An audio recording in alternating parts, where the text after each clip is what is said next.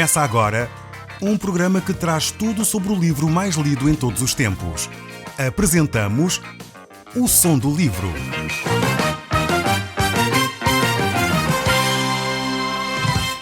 Seja muito bem-vindo. Neste podcast vai encontrar o livro mais conhecido e lido em todo o mundo.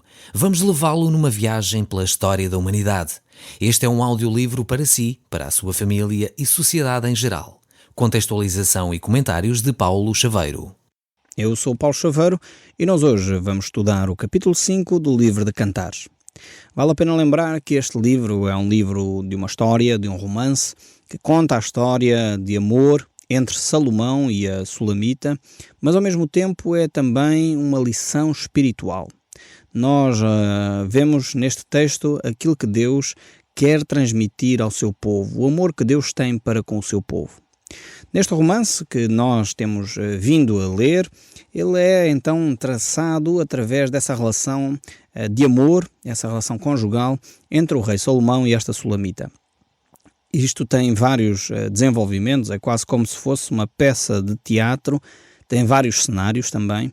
Encontramos o primeiro ato, podemos dizer assim, em que o rei Salomão encontra a sua amada a apacentar os rebanhos no campo ainda. Quando ela é então esta mulher que vive no campo, a sua pele está queimada pelo sol e Salomão ali aparece, enfim, casa com esta moça e então identifica-se depois como o rei de Israel. Sulamita então é convidada a vir viver para o palácio real e aqui se desenvolve a relação conjugal de Salomão com esta mulher. Temos aqui um novo cenário, ela agora sai do campo, vai para a cidade e lá então vai desenvolvendo essa relação conjugal. E de facto temos vários cenários aqui a serem traçados nesta relação. É uma relação extremamente bela, com muitas lições para nós. Nós vemos também na vida espiritual, naquela aplicação que nós sempre temos feito em paralelo com a vida conjugal direta, que de facto Cristo e a Igreja também têm tido uma relação idêntica. Se por um lado nós vemos que Cristo nos encontrou muitas vezes em situação precária, em situação de deficiência, dificuldade, vemos também que depois Cristo nos retira desse ambiente para nos levar para um novo ambiente. Ainda que a palavra de Deus nos mostra claramente, quando Jesus faz a oração sacerdotal em João capítulo 17, ele diz que nós estamos no mundo, mas não somos do mundo. E não peço que os retires do mundo, mas que os livres do mal. Então é esta ideia também de termos um outro cenário na vida espiritual. Uma vida que já não está naquele ambiente de deficiência, de carência, mas agora num ambiente diferente. Um ambiente de dependência de Deus, um ambiente onde a Igreja de Cristo é vista com outros olhos pelo nosso Deus. Mas vamos ver então aqui o texto bíblico no livro de Cantares. Vamos abrir então as nossas Bíblias, se você tiver uma Bíblia à mão. Talvez fosse interessante acompanhar a leitura, para que desta forma nós pudéssemos retirar as lições necessárias para a nossa vida. Diz assim este capítulo 5, verso 6 do livro de Cantares. Abri ao meu amado, mas já ele se retirara e tinha ido embora. A minha alma se derreteu quando antes ele me falou. Busquei-o e não o achei. Chamei-o e não me respondeu. Estas palavras aqui falam a respeito de uma experiência que talvez muitos de nós já tivemos. É exatamente a experiência triste de perdermos a comunhão com o nosso cônjuge. A comunhão e a intimidade que tínhamos com o nosso cônjuge. E aí às vezes chamamos por ele, falamos com ele, mas não estamos a ser ouvidos, entendidos. Talvez podemos também aplicar esta mesma verdade à relação com Deus. E é tremendo quando nós perdemos esta comunhão com Deus, quando nós não temos já prazer talvez na oração, quando nós não temos prazer na leitura da Bíblia, quando de alguma forma queremos falar com Deus, mas ao mesmo tempo não queremos falar com Deus. Às vezes ouço amigos, pessoas a quem tenho muita estima, a dizerem exatamente isso. Como é que eu vou compartilhar com outras pessoas para orarem por mim quando eu sinto que Deus não me ouve? Como é que eu vou compartilhar na igreja que eu estou a passar por uma crise espiritual? Eu acho que era fundamental nós termos esta abertura porque se não o fizermos, corremos sérios riscos. Infelizmente noto que essas pessoas não têm a vontade de o fazer e muitas vezes arranjam racionalismos, racionalizam as suas próprias ideias para não caminharem na comunhão com os irmãos. E depois justificam-se dizendo que os outros irmãos é que não são espirituais, não sabem ouvir, criticam, mas na realidade são eles próprios que se fecham, se vão fechando, em vez de encontrar um espaço para abrir o seu coração. A igreja deveria ser esse lugar terapêutico, esse lugar onde nos faz abrir o coração, dizer as nossas fraquezas, onde nós não temos vergonha de ser quem nós somos, porque afinal de contas a igreja é o espaço onde todos nós podemos dizer que falhamos, que erramos, que pecamos. A igreja é constituída por pecadores que se arrependeram. É por isso que Tiago nos diz que nós devemos confessar os nossos pecados uns aos outros para sermos sarados. E infelizmente nós temos deixado esta verdade bíblica de confessarmos os nossos pecados uns aos outros para sermos sarados, para passarmos à confissão ao sacerdote, à confissão ao pastor e esquecemos este princípio bíblico. E hoje em dia passamos dessa confissão ao pastor, ou ao padre, ou ao sacerdote, para a confissão só a Deus e às vezes nem a Deus. E então perdemos a bênção de ser curados. A palavra de Deus é muito clara, nós precisamos de abrir o nosso coração. E hoje em dia surgem grupos, muitos deles nem têm a ver com religião, nem têm a ver com espiritualidade, mas surgem grupos que de facto aplicam esta máxima bíblica da confissão do pecado e têm um sucesso tremendo na forma de acompanhar pessoas. Talvez você esteja a dizer, mas que grupos são esses? Grupos simples como os narcóticos anónimos, alcoólicos anónimos, são grupos que de facto estão a ter esta experiência de confessar os seus pecados uns aos outros e estão a ser sarados. O que é que muitas dessas pessoas fazem que vão a esses grupos de autoajuda? No fundo elas vão lá dizer as suas fraquezas, vão dizer, olha, esta semana tive uma dificuldade tremenda em conseguir manter-me limpo das dependências. Esta semana tive uma dificuldade tremenda em não beber. Esta semana não consegui não beber, bebi, falhei aqui ou ali. Basicamente o que as pessoas fazem é compartilhar as suas fraquezas e alguém diz, ok, nós vamos acompanhar-te, a próxima vez vamos talvez ajudar-te melhor, como é que nós podemos fazer para te ajudar melhor?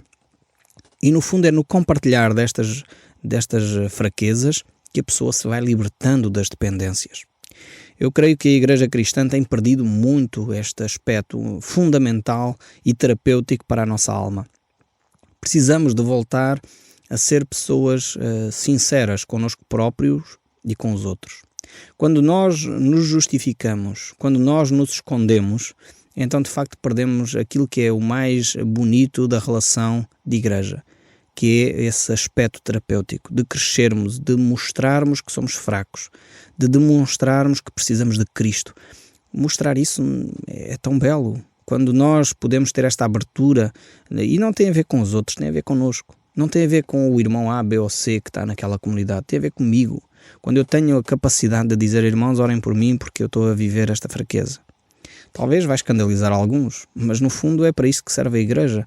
É para dizermos, orem por mim porque eu estou fraco. Orem por mim porque eu pequei esta semana. Orem por mim porque eu preciso de Jesus Cristo. Afinal de contas, o que é que nós estamos a fazer na igreja? Estamos a fazer exatamente isso. Estamos a dizer, eu preciso de Jesus. Igrejas onde só estão pessoas santas, igrejas onde só estão pessoas que não erram, então essas igrejas não precisam de Cristo para nada. Jesus Cristo disse, eu vim para aqueles que estão doentes e não para os sãos. Os que estão sãos não precisam de médico, mas sim aqueles que estão doentes. Infelizmente nós temos refinado tanto a nossa caminhada com Deus que às vezes não damos espaço para o erro, não damos espaço para nós cairmos e pecarmos. E quando não damos espaço somos extremamente punitivos connosco próprios e somos extremamente ásperos com os outros. E então é por isso que muitas vezes nós nos fechamos na nossa atitude, na nossa casca de santidade, entre aspas, para podermos então condenar os outros. Era tão bem mais bonita se a igreja tivesse cheia de pessoas que sabem se compadecer daqueles que são fracos. Era tão bem mais belo se nós percebêssemos que a igreja é constituída por homens e mulheres que pecam, que caem, apesar de quererem caminhar com Cristo. Mas que essas pessoas pudessem também se arrepender sinceramente. Infelizmente, verificamos também o oposto. Pessoas que pecam, mas acham que é tão simples, que já não querem confessar o seu pecado, Acham que já não é necessário sequer, e ai daquele que diga que eles precisam de confessar o seu pecado. E é triste verificarmos uma igreja que começa a ficar morna, começa a ficar insípida. E Jesus dizia que o sal, quando perde o seu sabor, não há forma de restaurar. Então precisamos de voltar àquilo que a igreja é. A igreja que tem essa capacidade de amar aqueles que caem, mas ao mesmo tempo a capacidade de dizer: nós não pactuamos com o pecado. Mas podes vir ao nosso meio e confessar o teu pecado. Se estiveres arrependido, volta-te para Jesus, porque Ele de facto é aquele que pode restaurar a nossa relação com Deus. É por isso que o apóstolo Paulo dizia: não entristeçais o Espírito de Deus, no qual foste selados para o dia da redenção. E por outras palavras, ele ainda dizia noutro texto: não apagueis o Espírito Santo. De facto, cada um de nós, na caminhada que faz, se permite que o pecado se mantenha na nossa vida, infelizmente vamos começar a extinguir, a apagar a chama do Espírito Santo em nós. Precisamos de reavivar, como se costuma fazer quando fazemos uma fogueira, espevitar, abanar um pouco as brasas para que a cinza saia e ela possa de novo pegar. É por isso que Jesus Cristo dizia: sem mim nada podeis fazer. E por outro lado, o apóstolo Paulo reforçava esta ideia dizendo: tudo posso naquele que me fortalece. Em tudo somos mais do que vencedores naquele que nos amou. Mas só somos vencedores na medida em que reconhecemos as nossas fraquezas. Parece quase uma contradição. É por isso que o mesmo apóstolo diz que aquilo que é loucura para o mundo é sabedoria de Deus. Porque a sabedoria de Deus não se compadece com a sabedoria do mundo. No mundo nós dizemos: ok, vamos esconder as nossas fraquezas para podermos brilhar. Em Cristo Jesus Ele diz: mostra as tuas fraquezas para que eu te possa fazer brilhar. Esta é a grande mudança de mentalidade que nós precisamos de trazer às comunidades onde nós estamos. E é preciso muita coragem para viver um evangelho verdadeiro, íntegro nas nossas comunidades. Nós preferimos pôr máscaras, nós preferimos nos esconder, nós preferimos tentar fingir que não somos tão maus como na realidade somos. E nós depois fazemos isso dizendo: bem, eu não posso compartilhar as minhas fraquezas por causa dos outros. Não é verdade. Não é por causa dos outros. É por causa de ti próprio. Porque não tens a coragem para o fazer. Porque talvez não tens a humildade de assumir as tuas fraquezas. É por isso que nós não compartilhamos. E é por isso que nós não somos sarados. É por isso que muitas das nossas comunidades são frias e distantes. Porque nós não temos a capacidade e a coragem de dizer: Senhor, eu pequei contra ti. Eu pequei contra o irmão. Perdoa-me, irmão. Senhor, meu Deus, perdoa-me. Quando nós assumirmos essa humildade, quando nós assumirmos essa capacidade, então certamente as nossas comunidades serão comunidades cristãs, comunidades terapêuticas, onde de facto as fraquezas são curadas, onde aqueles que estão enfermos espiritualmente são libertos, porque têm a capacidade de confessar o seu pecado e abandonar o seu pecado. Voltando aqui ao nosso texto bíblico, estávamos a referir aqui o desligar da comunhão que este casal teve, capítulo 5 do livro de Cantares, verso 6. Parece que fomos fazer uma grande viagem, mas não, continuamos no mesmo tema, que é a quebra da comunhão. Mas vamos voltar para ver o que acontece quando essa comunhão é quebrada. O verso 7 diz: encontraram os guardas que rodeavam a cidade, espancaram-me, feriram-me, tiraram-me o manto e os guardas do muro. Vemos, de facto, o que acontece a alguém que perde a comunhão com Deus. Estamos aqui a falar de alguém que perdeu a comunhão com o cônjuge, saiu pela rua e os guardas, ainda em vez de cuidar da segurança da cidade, maltrataram a mulher do rei. Estamos a falar de uma mulher que não era propriamente uma mulher qualquer. Mas vemos aqui esta injustiça a ser aplicada. Continua nos nossos dias, parece que estamos a ler o jornal aqui das nossas cidades, onde verificamos que há injustiças, onde há situações de espancamento, de violência tremenda, mas ao mesmo tempo vemos, continuando nesta analogia espiritual, que a vida de alguém que perde a comunhão com Deus normalmente vai de mal a pior.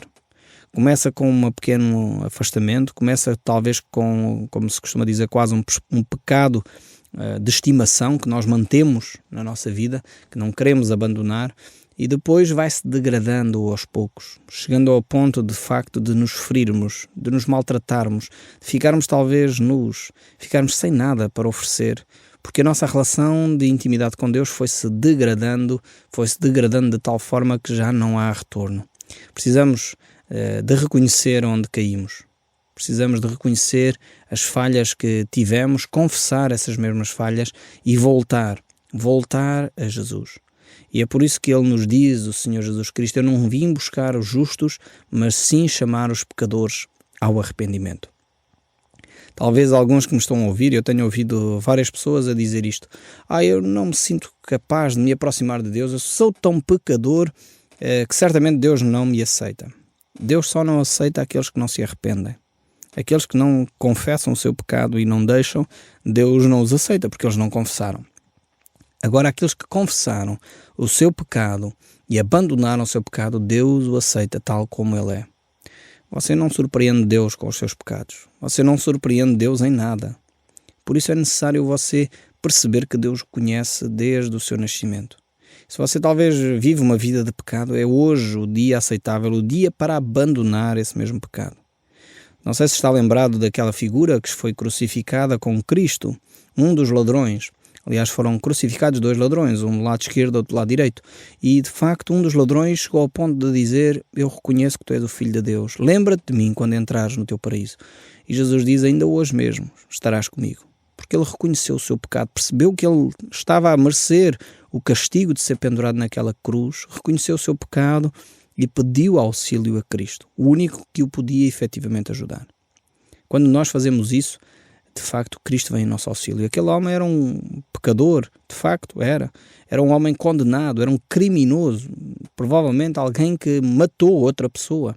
Mesmo assim, Cristo se compadeceu dele, perdoou o seu pecado e restaurou.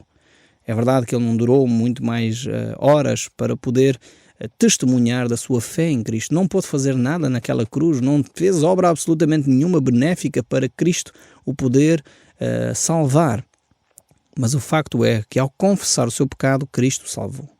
Talvez você hoje, que me está a ouvir, eu sei que há vários reclusos a ouvirem o nosso programa, talvez você hoje está numa situação que se lamenta, dizendo: como é que eu vim parar aqui? Mas eu quero dizer que ainda hoje é dia aceitável para si também. Talvez você pense: como é que foi possível eu cometer tanta asneira na minha vida? Eu quero dizer que ainda hoje Deus lhe quer dar uma oportunidade. Precisa só você confessar o seu pecado, abandonar o pecado, os vícios e voltar-se para Cristo. E você verá, na primeira pessoa, o milagre a acontecer na sua vida. Às vezes nós pensamos que milagres é alguém que não andava, passou a andar. Às vezes acontece isso. Deus também faz esse tipo de milagres. Mas eu creio sinceramente que o maior milagre que Deus opera é aquele que é transformar caráteres, transformar vidas. Deus tem feito isto aos milhares, aos milhões em todo o mundo. Deus tem transformado milhões de pessoas. Você não será exceção. Se tão simplesmente confessar o seu pecado a Deus, tão somente você confessar o pecado a quem você ofendeu, chegar ao pé da pessoa que magoou e disse: eu me arrependo por te ter dito isto, eu me arrependo por ter feito esta atitude, ter tido esta atitude para contigo. Se há possibilidade de você repor aquilo que você fez, então reponha. Se você tirou alguma coisa a alguém, então devolva aquilo que retirou. E veja a ação de Deus a acontecer na sua vida. Realmente a palavra de Deus é poderosa para nos restaurar. Mas vamos voltar a ela. Ainda aqui neste capítulo 5, verso 8, diz: conjuro-vos, ó filha de Jerusalém, diz então a esposa, se encontrares o meu amado, que lhe direis? Que desfaleço de amor. Vemos aqui esta mulher que de facto está extremamente apegada ao seu amado, deseja ardentemente restabelecer a comunhão com o seu amado. Como seria importante se cada um de nós tivesse este desejo, este desfalecer de amores por Deus. De facto, seria fundamental para cada um de nós. É por isso que eu já citei esse texto aqui em outros programas, no livro de Apocalipse, quando Jesus fala acerca da igreja de Éfeso. Essa igreja que tinha características fantásticas, mas Jesus Cristo diz a certa altura que ela tinha perdido o primeiro amor. E esta era a coisa que Jesus tinha contra ela, que tinha perdido o primeiro amor. Que Deus nos ajude a não perder esse primeiro amor. Poder dizer como esta esposa dizia para o seu amado: eu desfaleço de amores por Deus. Eu desfaleço de amores por aquele que me amou, por aquele que se entregou por mim. E eu estou pronto, de facto, a entregar a minha vida. Eu ainda hoje estava a ler o Evangelho de São Mateus, no capítulo 26, e encontro lá aquele episódio daquela mulher que derramou perfume caríssimo sobre a cabeça de Jesus. E os discípulos que ali estavam, aqueles homens santos, porque o eram, a dizer uns para os outros: mas que desperdício! Aquele perfume podia ser vendido e dado aos pobres. E Jesus diz: não façam isso. O testemunho desta mulher vai ser anunciado em todo o mundo, onde o Evangelho for pregado. E eu estava a meditar sobre o que é que nós podemos fazer para Deus, simplesmente para Deus, que talvez alguns discípulos vão achar que é um desperdício. E eu tenho estado a meditar hoje sobre isso. Eu desafio a si também a fazer essa reflexão. Será que você pode ter um ato de adoração, um ato de entrega, um ato de serviço a Deus, que se calhar outros não vão compreender muito bem? Mas vale a pena investirmos o nosso tempo neste nosso relacionamento com Deus. É por isso que esta mulher, aqui no livro de Cantares, no verso 8, dizia que ela desfalecia pelo seu amado.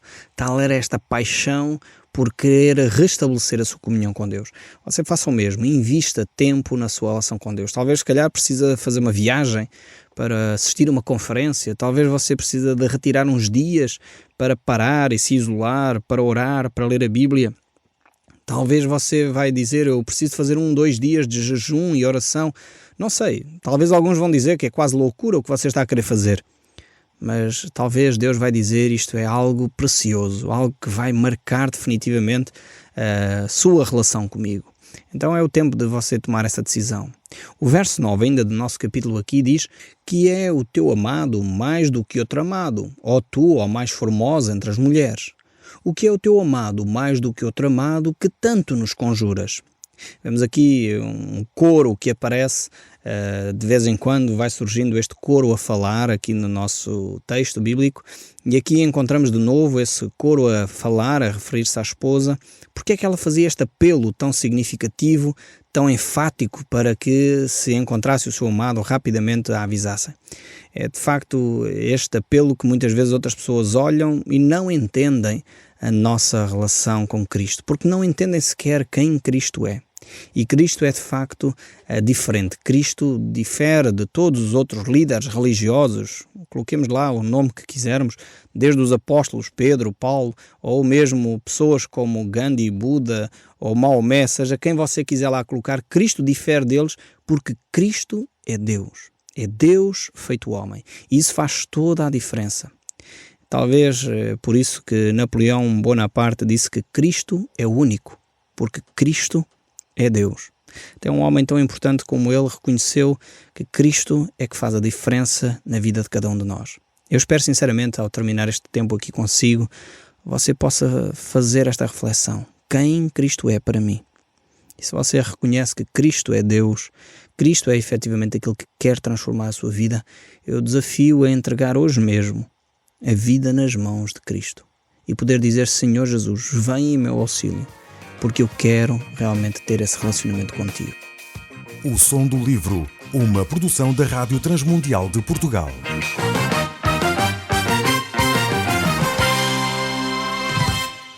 RTM. Conhece todos os nossos programas em rtmportugal.org. Uma produção da Rádio Transmundial de Portugal.